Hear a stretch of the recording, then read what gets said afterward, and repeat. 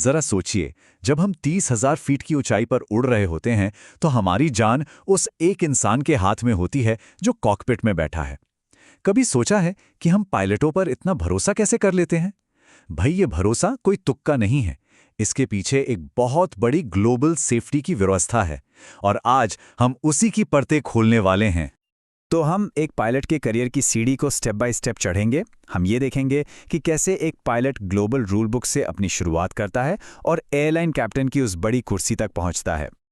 अच्छा, तो ये सब शुरू कहाँ से होता है? देखिए, जब कोई प्लेन दिल्ली से दुबई जाता है तो ऐसा तो हो नहीं सकता कि हवा में नियम बदल जाएं, है ना? इसीलिए एक ग्लोबल रूल बुक का होना बहुत बहुत ज़रूरी है। तो सवाल ये उठता है कि आखिर ये तय कौन करता है कि कौन हवाई जहाज उड़ा सकता है? कौन है वो ग्लोबल बॉस जो ये सारे फैसले लेता है? तो जवाब है ICAO, यानी इंटरनेशनल सिविल एविएशन ऑर्गेनाइजेशन। ये यूनाइटेड नेशंस की एक एजेंसी है जो पूरी दुनिया के लिए एविएशन के नियम बनाती है। इनका एक डॉक्यूमेंट है Annex 1 और समझ लीजिए कि यही दुनिया के हर पायलट लाइसेंस का आधार है। तो ये सिस्टम काम कैसे करता है? इसे एक झरने की तरह समझिए। सबसे ऊपर है IACO, जो ग्लोबल स्टैंडर्ड सेट करता है। फिर ये नियम यूरोप में ESAA जैसे रीजनल लेवल पर आते हैं और आखिर में हमारे देश में DGCA जैसे नेशनल अथॉरिटीज़ इन्हें लागू करती हैं। ये जो टॉप डाउन सिस्टम है ना, यही पक्का करता है कि सेफ्टी के नियम हर जगह एक जैसे रहें।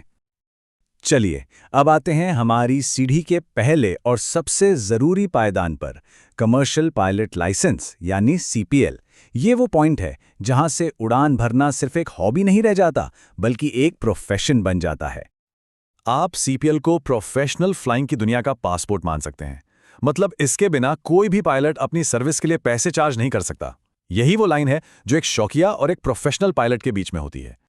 और हाँ, CPL हासिल करना कोई बच्चों का खेल नहीं है।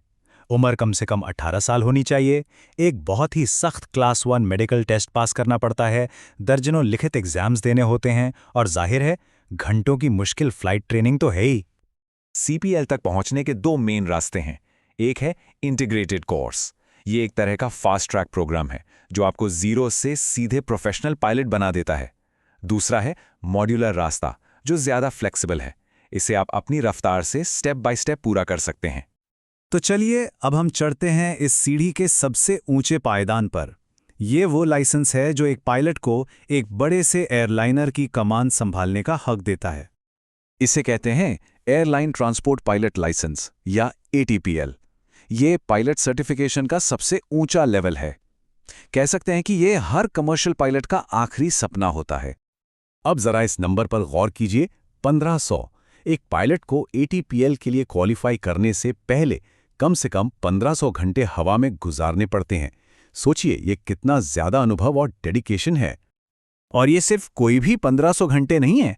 ऐसा नहीं कि बस आसमान में गोल गोल चक्कर लगा लिए। इन घंटों में लंबी दूरी की क्रॉस कंट्री उड़ाने, रात के अंधेरे में उड़ना और सिर्फ इंस्ट्रूमेंट्स के सहारे नेविगेट करने जैसा मुश्किल एक्सपीरियंस शामिल होना चाहिए। तो यहाँ घंटों की गिनती से ज्यादा अनुभव की क्वालिटी मैटर करती है। तो क्या 550 घंटे पूरे हो गए, ATPL लाइसेंस मिल गया और काम खत्म? जी नहीं, बिल्कुल नहीं। एक लाइसेंस होना एक बात है, पर हर हवाई जहाज अलग होता है।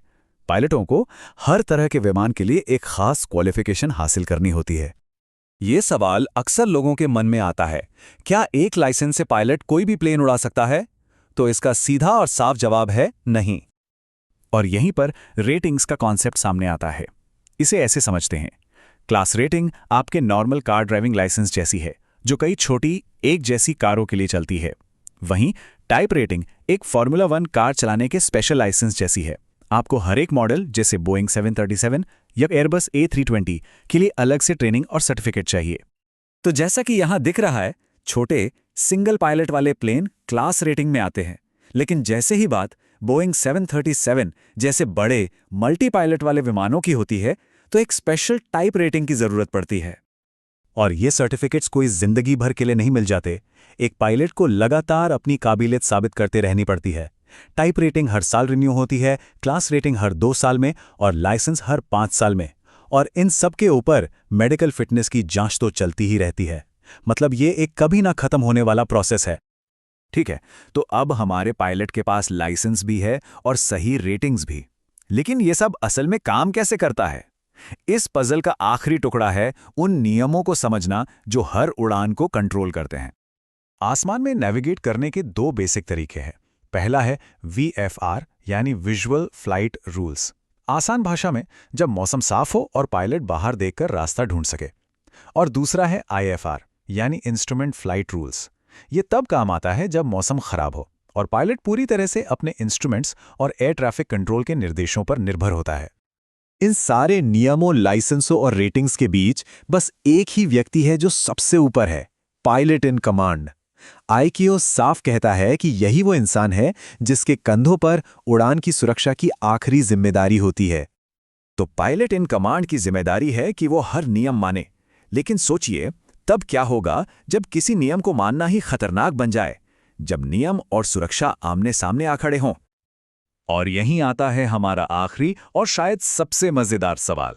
इतने सारे नियमों के जाल में वो कौन सा एक नियम है जिसे एक पायलट तोड़ सकता है? और इसका जवाब एविएशन की सबसे बड़ी सच्चाई को सामने लाता है। कोई भी नियम। जी हां, पायलट इन कमांड किसी भी नियम को तोड़ सकता है अगर उसे लगता है कि ऐसा करना प्लेन, उसके क्रू और पैसेंजर्स की सुरक्षा के लिए जरूरी है। क्योंकि दिन के आखिर में सेफ्टी ही वो आखिरी नियम है जो बाकी सारे नियमों से ऊपर है।